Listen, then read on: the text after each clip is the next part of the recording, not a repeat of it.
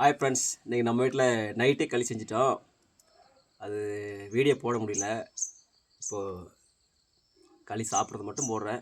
Next வீடியோவில் களி எப்படி செய்கிறதுன்னு சொல்கிறேன். பாருங்கள், வந்து பீன்ஸு கொட்டை குழம்பு, சரிங்களா? இது நம்ம ராக்கி களி. பாருங்கள், களி கொட்டை குழம்பு. இது கொட்டை கூட்டுக்கறி குழம்புன்னு சொல்லுவாங்க எங்கள் ஊரில். செம்மையாக இருக்கு களி. பார்த்தீங்கன்னா செம பசி எடுக்காதுங்க. ஒரு டைம் சாப்பிட்டிங்கன்னா இப்படி ஜம்முன்ற உடம்பு அப்படியே தெம்பாக வேலை அருமையாக செய்யலாம். சரிங்களா? இந்த பிபி சுகருன்றாங்க இல்லைங்களா, அதெல்லாம் வராதுங்க.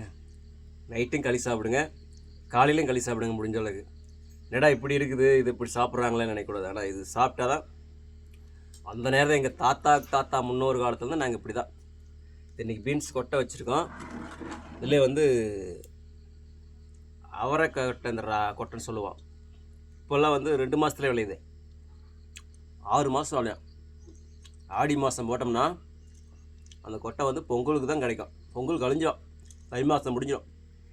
சரிங்களா?